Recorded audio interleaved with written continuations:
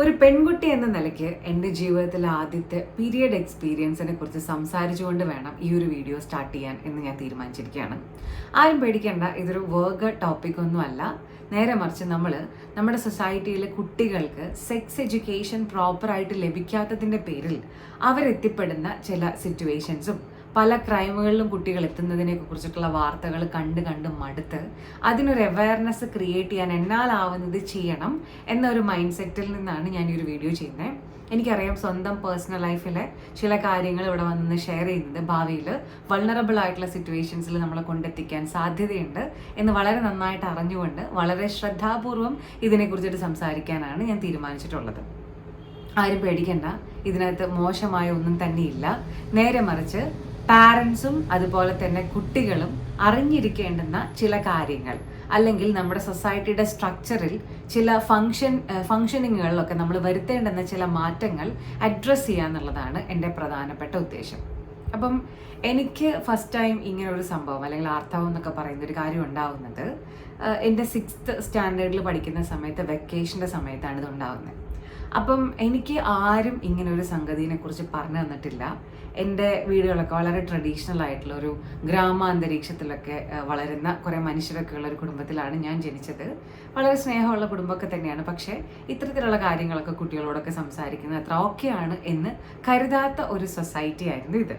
അതുകൊണ്ട് തന്നെ എനിക്കിതിനെക്കുറിച്ചിട്ട് മുന്നേ കൂട്ടി അനുഭവങ്ങളോ പരിചയങ്ങളോ ഒന്നും തന്നെ ഉണ്ടായിരുന്നില്ല.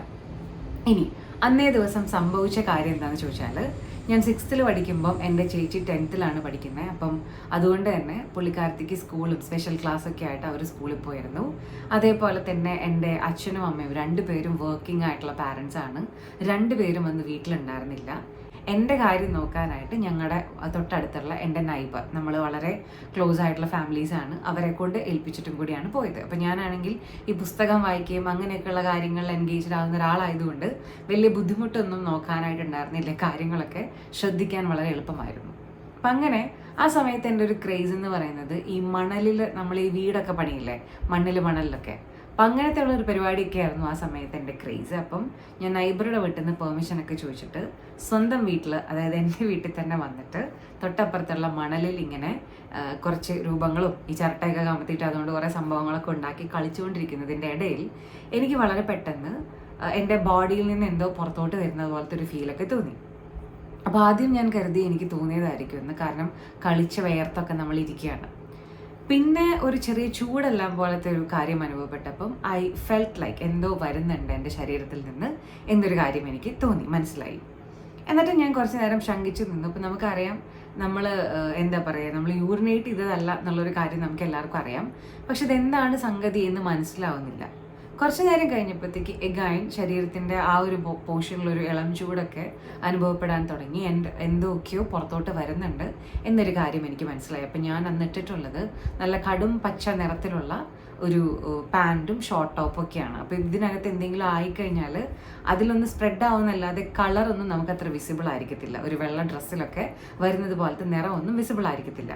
അപ്പം എനിക്ക് നനവ് ഉള്ളതുപോലെ മനസ്സിലായപ്പോഴത്തേക്ക് ഞാൻ നേരെ ടോയ്ലറ്റിലോട്ട് പോയി. ടോയ്ലറ്റിലൊക്കെ പോയപ്പോഴാണ് മനസ്സിലാവുന്നത് എൻ്റെ ശരീരത്തിൽ നിന്ന് ഒരുപാട് ബ്ലഡ് പുറത്തോട്ട് വരുന്നുണ്ട്. അപ്പം ഇതിനെക്കുറിച്ച് യാതൊരു തരത്തിലുള്ള അറിവും ഇല്ലാണ്ടിരുന്ന ഒരു കുട്ടി എന്ന നിലയ്ക്ക് ഞാൻ വളരെയധികം പാനിക്കായിപ്പോയി. കാരണം നമ്മളന്ന് സിനിമകളിലും മറ്റുമൊക്കെ കണ്ടിട്ടുള്ളത്, അല്ലെങ്കിൽ ഇങ്ങനെയൊക്കെ ഒരു ബ്ലഡ് ഉള്ളൊരു സിറ്റുവേഷനൊക്കെ കണ്ടിട്ടുള്ളത് ഒരാൾ മരിക്കാനൊക്കെ പോകുമ്പോൾ, അല്ലെങ്കിൽ അയാൾക്ക് എന്തെങ്കിലും അപകടം സംഭവിക്കുമ്പോൾ, മാരകമായ അസുഖങ്ങളൊക്കെ വരുമ്പോൾ, അങ്ങനത്തെയൊക്കെ സാഹചര്യത്തിലാണ്. അപ്പോൾ ആ ഒരു നിമിഷം ഞാൻ ചിന്തിച്ചത്, എനിക്കെന്തോ മാരകമായിട്ടുള്ളൊരു അസുഖം വന്നിരിക്കുകയാണ്, ഞാനിപ്പം മരിച്ചു പോകുന്നതാണ് ഞാൻ കരുതിയത് ആ സമയത്ത്. സോ എൻ്റെ ഏറ്റവും വലിയ ദുഃഖം എന്താണെന്ന് ചോദിച്ചാൽ, എൻ്റെ അച്ഛൻ, അമ്മ, സഹോദരങ്ങൾ ഇവരാരും ആ സമയത്ത് എൻ്റെ കൂടെ വീട്ടിലില്ല. ഞാൻ ഒറ്റയ്ക്കാണുള്ളത്. ഒറ്റയ്ക്കിരിക്കുന്ന ഈ ഒരു വ്യക്തി ഇപ്പം ഇങ്ങനൊരു സിറ്റുവേഷനിൽ മരിച്ചു പോകുന്നുള്ളൊരു തോന്നലാണ് എനിക്കപ്പോൾ വന്നത്. അപ്പം എന്തൊക്കെയോ നമുക്കൊരു സർവൈവൽ ഒരു കാര്യമൊക്കെ ഉണ്ടാവുമല്ലോ. ഞാൻ പെട്ടെന്ന് തന്നെ ടോയ്ലറ്റ് എല്ലാം ക്ലീൻ ചെയ്ത് എത്രയോ പെട്ടെന്ന് തൊട്ടടുത്തുള്ള നമ്മുടെ നൈബറുടെ അടുത്തോട്ട് പോയി. എന്നിട്ട് ഞാൻ പറഞ്ഞു, എനിക്ക് എന്തോ സംഭവിക്കുന്നുണ്ട്, എന്താണെന്ന് എനിക്ക് അറിഞ്ഞുകൂടാ. അപ്പം എനിക്ക് എൻ്റെ പാരൻസിനെ കോണ്ടാക്ട് ചെയ്യണം എന്നുള്ളൊരു കാര്യം ഞാൻ ഈ ചേച്ചിയോട് പോയി പറഞ്ഞു. അപ്പോൾ അവർ പരിശോധിച്ചപ്പം അവർക്ക് മനസ്സിലായി എനിക്ക് സംഭവിച്ചിട്ടുള്ളത് എൻ്റെ ഫസ്റ്റ് പീരിയഡ് അല്ലെങ്കിൽ എൻ്റെ ആർത്തവമാണെന്നുള്ളൊരു കാര്യം പുള്ളിക്കാരത്തി ചിരിച്ചു, പേടിക്കൊന്നും വേണ്ടെന്നൊക്കെ പറഞ്ഞ് എൻ്റെ തറവാട്ടിലൊക്കെ കാര്യങ്ങളൊക്കെ വിളിച്ചറിയിച്ചു. അങ്ങനെ തറവാട്ടിൽ നിന്ന് എൻ്റെ വല്യമ്മ, വല്യച്ഛൻ മുതലായിട്ടുള്ള വ്യക്തികളൊക്കെ വന്ന് എന്നെ തറവാട്ടിലോട്ട് കൂട്ടിക്കൊണ്ടുപോയി. ആൻഡ് നമ്മുടെ നാട്ടിൻപുറത്തൊക്കെ ഫസ്റ്റ് ടൈം ഒരു കുട്ടിക്ക് പീരീഡ്സ് ഒക്കെ വരുന്ന സമയത്ത് അവരെ കുളിപ്പിച്ചതിന് ശേഷം തുണിയൊക്കെ ഒരു പ്രത്യേക രീതിയിൽ ഉടുപ്പിക്കുകയൊക്കെയാണ് ചെയ്യുക. അതൊക്കെ ചെയ്തു. അപ്പോഴത്തേക്കും എൻ്റെ പാരൻസ് ഇവരൊക്കെ അറിഞ്ഞു വന്നു. പിന്നെ നമുക്കറിയാലോ നാട്ടിലത്തെ ഒരു ആചാരങ്ങളൊക്കെ, കുറേ പേര് വരുന്നു, സ്വീറ്റ്സ് തരുന്നു, ഡ്രസ്സ് എടുത്ത് തരുന്നു, സ്നേഹിക്കുന്നു, ഓമനിക്കുന്നു. എന്താ സംഭവിക്കുന്നതെന്ന് അറിയാണ്ട് ഇരിക്കുന്ന ഒരു സാഹചര്യമാണ് എനിക്കുണ്ടായിരുന്നത്. പുറത്ത് നല്ല മഴ പെയ്യുന്നുണ്ട്. എന്തായാലും ഞാൻ എൻ്റെ പരമാവധി ശബ്ദത്തിൽ പറഞ്ഞൊപ്പിക്കാൻ ശ്രമിക്കാം. നമുക്കിപ്പോൾ തൽക്കാലം ഒരു മൈക്കില്ല.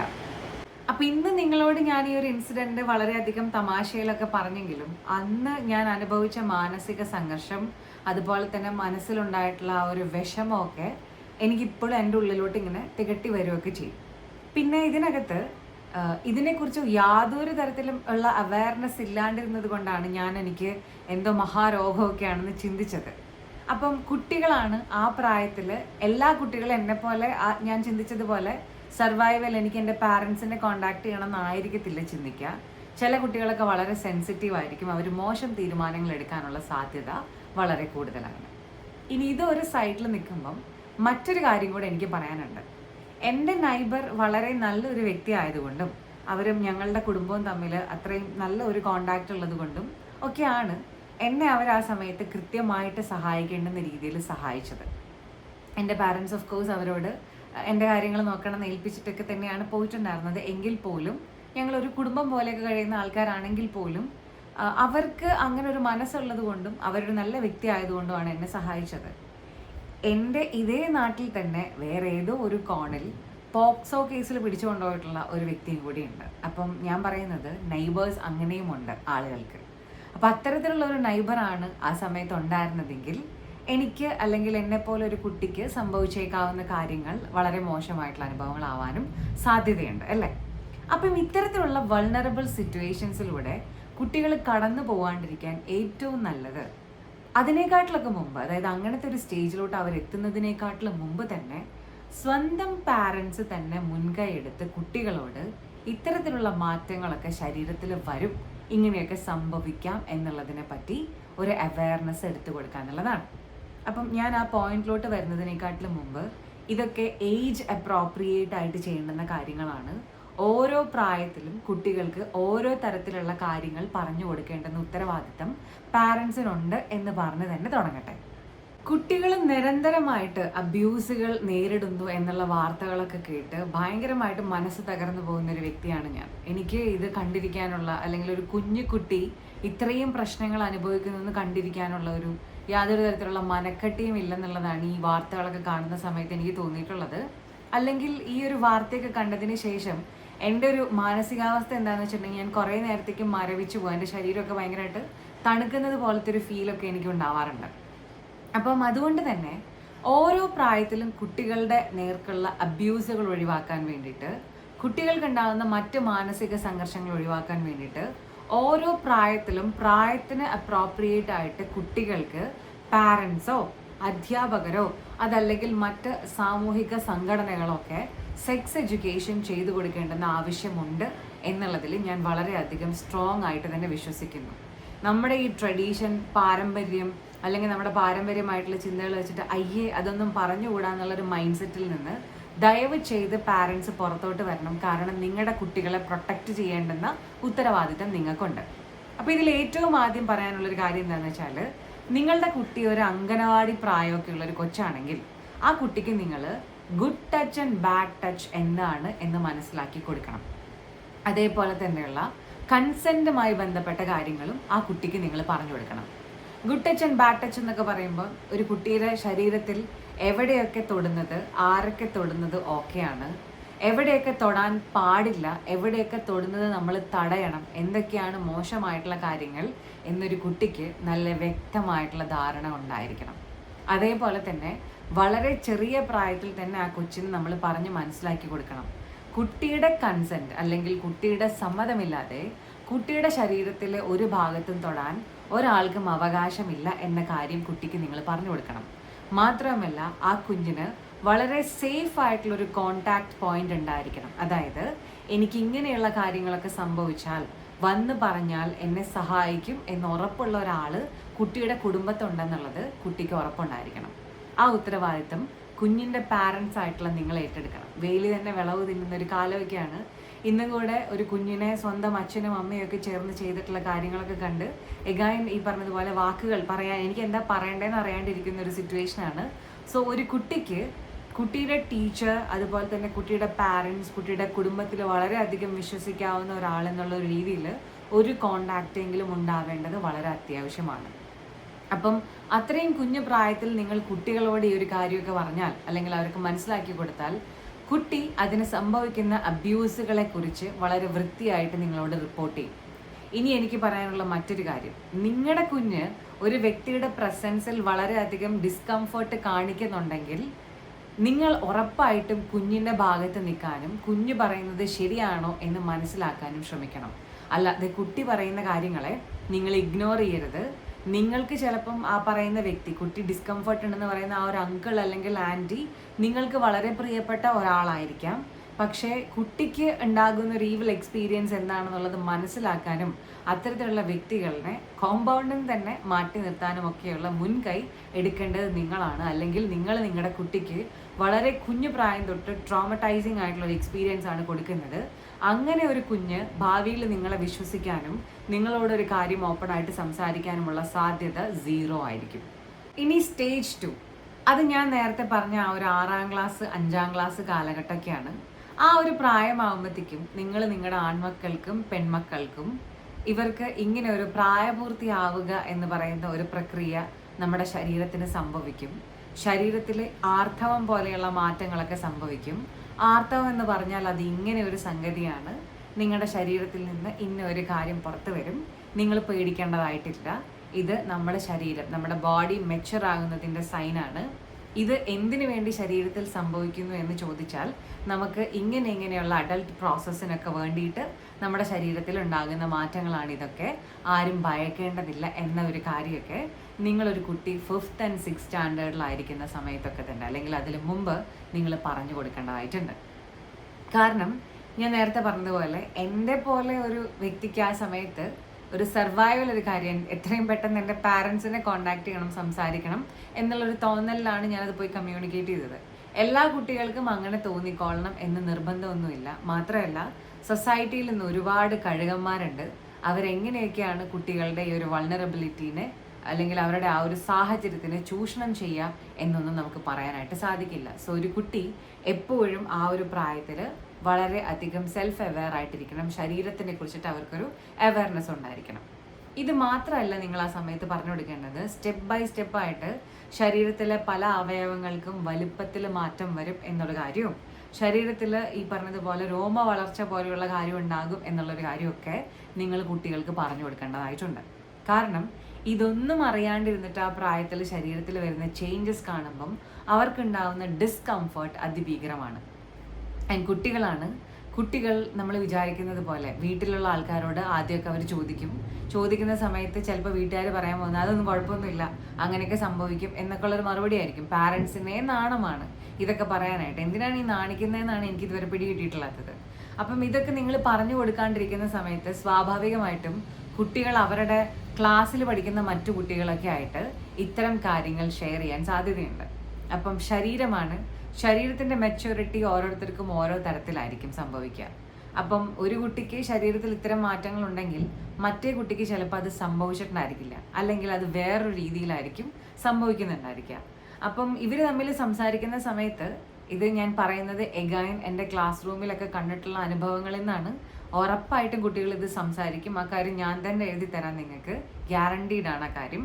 അപ്പം ഒരു കുട്ടി സംസാരിക്കുമ്പം എനിക്ക് ഇങ്ങനെയുള്ള ചേഞ്ചസ് ഒക്കെ വരുന്നു എന്നൊരു കാര്യം കുട്ടി വളരെ വിശ്വാസത്തോട് കൂടിയിട്ട് സുഹൃത്തിനോട് പറയുമ്പോൾ സുഹൃത്ത് പറയാണ്, എനിക്കിങ്ങനെയൊന്നുമില്ല, നിനക്ക് എന്തോ കാര്യമായിട്ട് സംഭവിച്ചിട്ടുണ്ട്, എന്തോ പ്രശ്നമാണെന്നൊക്കെയുള്ള രീതിയിൽ സംസാരിച്ചാൽ അത് മിസ്ഇൻഫർമേഷനായി.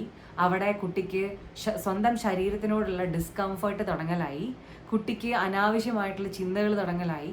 അഡോളസെൻസിലോട്ടൊക്കെ കിടക്കുന്ന ഒരു പ്രായമൊക്കെ ആണെങ്കിൽ കുട്ടി മിണ്ടാണ്ടാവും, കുട്ടി സംസാരിക്കാണ്ടാവും, കുട്ടിക്ക് ഇതിനെക്കുറിച്ചിട്ട് സ്വന്തമായിട്ട് ഇൻ്റർനെറ്റിൽ സെർച്ച് ചെയ്യണം എന്നുള്ളൊരു തോന്നലൊക്കെ ഉണ്ടാവും. ChatGPT പോലെയുള്ള കാര്യങ്ങളോട് ഇത് ചോദിക്കാൻ സാധ്യതയുണ്ട്.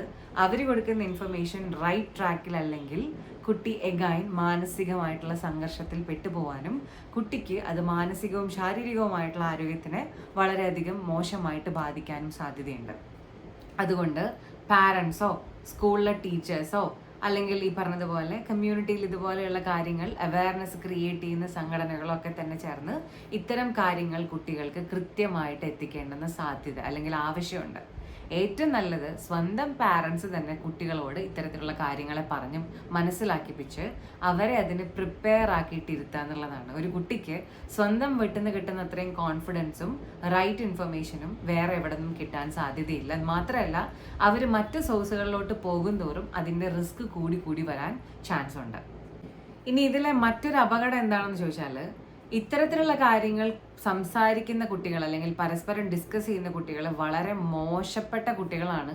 ഇവർക്ക് അനാവശ്യ കാര്യങ്ങളോടാണ് താല്പര്യമുള്ളത് എന്നുള്ള രീതിക്ക് ചിന്തിക്കുന്ന അധ്യാപകരുകൂടെ ഞാനൊക്കെ പഠിക്കുന്ന കാലത്ത് സമൂഹത്തിലുണ്ടായിരുന്നു. കണ്ടിട്ടുണ്ട്. ഞാനൊക്കെ ഇത്തരത്തിൽ എന്തോ ഡൗട്ടുകൾ പരസ്പരം സംസാരിച്ചതിൻ്റെ പേരിൽ ക്ലാസ് റൂമിൽ 2-3 കുട്ടികളെ ഇങ്ങനെ എഴുന്നേൽപ്പിച്ച് നിർത്തിച്ചതിന് ശേഷം അവരോട് വളരെ മോശമായിട്ടുള്ള രീതിയിൽ സംസാരിച്ച് അവരടിച്ചിരുത്തുന്ന രീതിയിൽ സംസാരിക്കുന്ന ടീച്ചേഴ്സിനെയൊക്കെ ഞാൻ കണ്ടിട്ടുണ്ട്. സോ അന്നത്തെ കാലം അങ്ങനെയൊക്കെയാണ്. ഞാൻ പണ്ടൊരു വീഡിയോയിൽ പറഞ്ഞിട്ടുണ്ട്, ഇത്തരത്തിലുള്ള ടോപ്പിക്കുകൾ സ്കൂളിൽ വരുന്ന സമയത്ത് അത് സ്കിപ്പ് ചെയ്തു പോകുന്ന അധ്യാപകരൊക്കെ ഉണ്ടായിരുന്ന ഒരു കാലഘട്ടത്തിലൊക്കെയാണ് നമ്മൾ വളർന്നത്. എങ്ങനെയൊക്കെയോ സ്വന്തമായിട്ട് അറിവുകൾ സമ്പാദിച്ച് ഈ ഒരു കാര്യത്തിനെ കുറിച്ച് അവയർനെസ് ക്രിയേറ്റ് ചെയ്തിട്ടുള്ള കൂട്ടത്തിൽപ്പെട്ടിട്ടുള്ള വ്യക്തികളൊക്കെയാണ് ഞങ്ങളൊക്കെ. അപ്പം അത്തരത്തിലുള്ളൊരു സിറ്റുവേഷൻ ഒരു പുതിയ കുട്ടിക്ക് അല്ലെങ്കിൽ ഈ ഒരു പുതിയ ജനറേഷനിലെ കുട്ടിക്ക് ഉണ്ടാവരുത്. കുട്ടി സെൽഫ് അവെയർ ആയിട്ടിരിക്കണം. ഇതിനെക്കുറിച്ചിട്ടുള്ള സംശയങ്ങൾ സാധൂകരിക്കുന്നത് ഒരു മോശം കാര്യമല്ല. അത് അവർക്ക് അവരുടെ ശരീരത്തിനെ കുറിച്ചും അവരുടെ ഒരു ജെൻഡറിനെ കുറിച്ചിട്ടുള്ള ഒരു നോളേജാണ്. ഇതിലൊന്നും ഭയപ്പെടേണ്ട ആവശ്യമില്ലെന്നുള്ളൊരു കോൺഫിഡൻസ് ഒരു കുട്ടിക്ക് ആ പ്രായത്തിൽ ഉണ്ടാവണം. ഇനി എഗൈൻ ഒരു കുട്ടി 10th സ്റ്റാൻഡേർഡിലൊക്കെ എത്തുക, +1 +2 പോലെയുള്ള സ്റ്റാൻഡേർഡ്സിലൊക്കെ എത്തുന്ന സമയത്ത് ഇന്നത്തെ കാലത്ത് ഉറപ്പായിട്ടും അവർക്ക് ഈ ഒരു കോൺട്രസെപ്റ്റീവ്സിനെ കുറിച്ചിട്ട് അതുപോലെ തന്നെ സുരക്ഷിതമായിട്ടുള്ള ലൈംഗിക ബന്ധങ്ങളെ കുറിച്ചിട്ടൊക്കെ മനസ്സിലാക്കി കൊടുക്കേണ്ടെന്ന ആവശ്യമുണ്ട് എന്ന് പല വാർത്തകളും കാണുമ്പോൾ എനിക്ക് തോന്നുന്നുണ്ട്. ഇപ്പം പലർക്കും തോന്നുന്നുണ്ടായിരിക്കും ഇതൊക്കെ നമ്മുടെ ഒരു സംസ്കാരത്തിനും മൊറലിനും ഒക്കെ എഗൈൻസ്റ്റ് ആയിട്ടുള്ളൊരു കാര്യമാണെന്നൊക്കെ തോന്നുന്നുണ്ടായിരിക്കും. പക്ഷേ ഉണ്ടല്ലോ, ഒരു കുട്ടി ഇതിനെക്കുറിച്ചിട്ടുള്ള അവയർനെസ് ഇല്ലാണ്ട് ഒരു തെറ്റിൽ പോയി പെട്ട് ഇന്നാൾ നമ്മൾ വാർത്തയിൽ കണ്ട 19-കാരിയുടെ പോലത്തെ ഒരു സിറ്റുവേഷനിൽ എത്തുന്നതിനേക്കാട്ടിലും വളരെ വളരെ നല്ലത് ആ കുട്ടിക്ക് നിങ്ങളായിട്ട് തന്നെ വളരെ പ്രോപ്പർ ആയിട്ടുള്ള നോളേജ് കൊടുക്കുക എന്നുള്ളതാണ്. ഈ നോളേജ് കൊടുക്കുന്നു എന്നതിനെ കുറിച്ചിട്ട് അല്ലെങ്കിൽ ഇങ്ങനത്തെയൊക്കെ ഒരു സംഭവങ്ങളുണ്ട്, സുരക്ഷിതമായിട്ട് നമ്മൾ ഇങ്ങനെയുള്ള ബന്ധങ്ങളിൽ ഏർപ്പെടുമ്പോൾ ഇത്തരം കാര്യങ്ങളൊക്കെ ശ്രദ്ധിക്കേണ്ടതുണ്ടെന്ന് പറയുമ്പം നമ്മൾ ഒരിക്കലും കുട്ടിക്ക് അങ്ങനെയുള്ള കാര്യങ്ങൾ ചെയ്യാനുള്ളൊരു ലൈസൻസ് കൊടുക്കണമെന്നുള്ള രീതിയിലൊന്നും പാരൻസ് ദയവ് ചെയ്ത് ചിന്തിച്ചേക്കരുത്. കുട്ടിക്ക് കൃത്യമായിട്ട് പറഞ്ഞു കൊടുക്കുക. ഇതൊന്നും ഈ പ്രായത്തിൽ അപ്രോപ്രിയേറ്റ് ആയിട്ടുള്ള സംഗതികളല്ല. ഇത് പഠിക്കാനും സെൽഫ് അവെയർനെസ് ഉണ്ടാക്കാനും സ്വന്തം ഗോൾസിൽ ഫോക്കസ് ചെയ്യാനും ഒക്കെ ആയിട്ടുള്ളൊരു പ്രായമാണ് എന്ന കാര്യം കുട്ടിക്ക് മനസ്സിലാക്കി കൊടുക്കുക. പിന്നെ ടീനേജ് ആണ്, തൊട്ടാൽ പൊട്ടും എന്നുള്ളൊരു പ്രായമൊക്കെയാണ്. ഏത് കുട്ടിക്കും ഒരു നിമിഷത്തെ അബദ്ധത്തിൽ ചിലപ്പം അപകടങ്ങളോ അബദ്ധങ്ങളോ ഒക്കെ സംഭവിക്കാനുള്ള സാധ്യത വളരെ കൂടുതലാണ്. അപ്പം അത്തരത്തിലുള്ള വൾണറബിൾ സിറ്റുവേഷൻസിലോട്ട് പോകുന്നതിന് മുമ്പും എഗൈൻ അവരെ പ്രിപ്പയർ ആക്കി വെക്കുക. ഒരു വലിയ അപകടത്തിൽ നിന്ന് അവരെ രക്ഷിക്കുക എന്ന ഉത്തരവാദിത്തം സമൂഹം എന്നുള്ള നിലയ്ക്കും പാരൻസ് എന്നുള്ള നിലയ്ക്കും ഉത്തരവാദിത്തമുള്ള അഡൾട്ട് എന്നുള്ള നിലയ്ക്കും നമുക്ക് എല്ലാവർക്കും ഉള്ള കാര്യമാണ്. അപ്പം അതുകൊണ്ടാണ് ആ ഒരു പ്രായത്തിൽ ഇത്തരം കാര്യങ്ങളെ കുറിച്ചിട്ട് കുട്ടികൾ അവെയർ ആയിട്ടിരിക്കണം എന്നൊരു സംഗതി പറയണം എന്ന് ഞാൻ വിചാരിച്ചത്.